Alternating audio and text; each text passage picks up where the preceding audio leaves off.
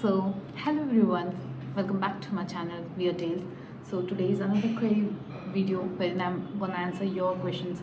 So, without wasting much of your time, let's start.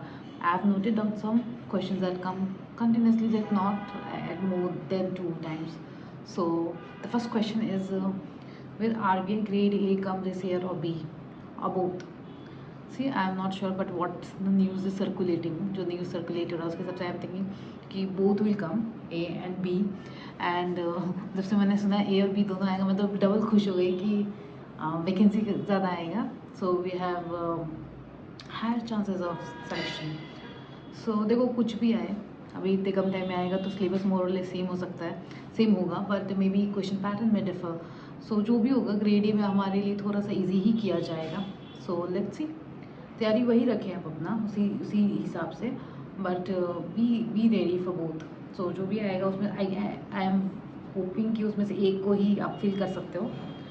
And अगर वैसा होगा तो लेट्स सी, वैकेंसी के हिसाब से will decide.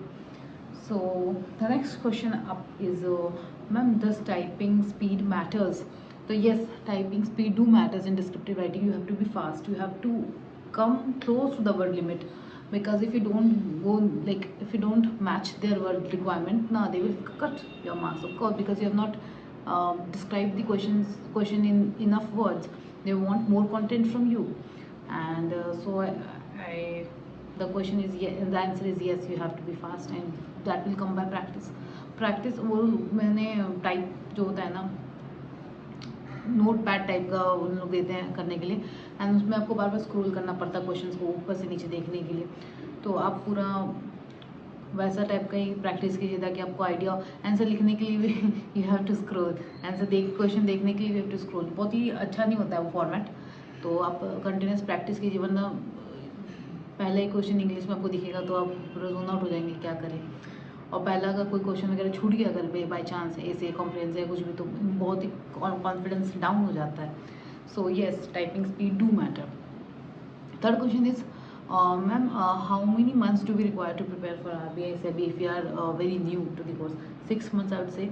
6 months is not, I will say that it's not कि इतना time maximum, it's a minimum time I think it's required, because if you want to clear उतना आपको पढ़ना पड़ेगा। बिकॉज सोचो आपका कंपटीशन में कौन कौन है, जो तो इस बार फ्रेशर्स है, जो ऑफकोर्स पढ़ने में अच्छे होंगे, वो है आपका कंपटीशन। फिर जो ऑलरेडी पिछले साल 2/3 कैंडिडेट्स जो सिलेक्शन इंटरव्यू तक पहुंच के क्लियर नहीं करे, वो आपका कंपटीशन है। तो कंपटीशन टफ है, अगर आपको सिलेक्शन लेना है तो आपको उतना पढ़ना पड़ेगा। एंड यस, इनफ टाइम सही। अभी अगर आप स्टार्ट करोगे, आप सोचोगे कि अभी मैं स्टार्ट करता हूँ या करती हूँ तो क्या क्लियर हो पाएगा? It's tough as a fresher if you are, it's tough. I not lie कि हो जाएगा, कर लो, नहीं हो बहुत हाई चांसेस है नहीं भी होगा, but give it a try. वो आप फिर भी उन लोगों से बहुत बेटर है जो लोग बोलते हैं कि मैंने तैयारी नहीं किया और मैं ऐसे ही जाके बैठ गई, मैं देख रही थी कि क्या है, वो तो बेकार टाइम वेस्ट कर रहे हैं। तो या now next question is ma'am what is the source for quant reasoning? So I would say that YouTube is my source। I myself was a very like beginner, मेरे को क्वांट रीजनिंग नहीं आता था। सो मैंने YouTube से ही सीखा है, हर level का क्वेश्चंस मैंने सॉल्व किया है। मैंने स्टार्ट कोई भी चैप्टर जैसे मैं पिक करती थी, कुछ क्वेश्चंस मुझे बिल्कुल नहीं समझ में आता था तो वो तो मैं हटा दी, और जो चैप्टर्स मुझे लगता था हाँ ये ठीक लगता है तो उसका मैं पहले बेसिक लेवल का क्वेश्चंस जैसे फार्मूलाज वगैरह, फ्रैक्शंस वगैरह रटना, एंड थोड़ा बहुत स्क्वायर्स क्यूब्स रटना, ये सब बेसिक पहले। फिर उसके बाद आप थोड़ा एडवांस पे जाओ, फिर थोड़ा वैसे वैसे करके अपना लेवल्स बढ़ाओ तो प्रैक्टिस लगता है आपको, practice more and more, practice more and more, solving more and more questions, and बस वही है उसका की। मैं कोई बुक नहीं जानती कि मैं आपको रेफर, और मैं पर्सनली कोई बुक से सॉल्व करना आई डोंट लाइक इट। मेरे को यूट्यूब समझ में आता है, लाइक जब क्वेश्चंस आते हैं फिर उसका सॉल्यूशंस आप पॉज करके सॉल्व करो, और फिर देखो कि कहाँ कोई, अगर जैसे आप एकदम न्यू हो तो पहले तो मतलब वैसा वीडियोस देखो जो आपको कॉन्सेप्ट समझा रहा है, and then you go to the timer and question solving. पहले आप मत घुस जाओ, आपके पास कोई हथियार ही नहीं है तो वैसे करो। फिर how many no sorry this question I already taken. So my sources for phase 2। So I would say my source for phase 2, सबसे पहला चीज़ है कि I am from a commerce background, and और पर्टिकुलरली मैं सीए हूँ तो झूठ नहीं बोलूँगी, उसको बहुत हेल्प होता है। लाइक मेरे को ज़्यादा अगर थोड़ा सा क्वेश्चन इधर उधर से भी आ जाता है तो मुझे मोटा मोटी आंसर पता होता है।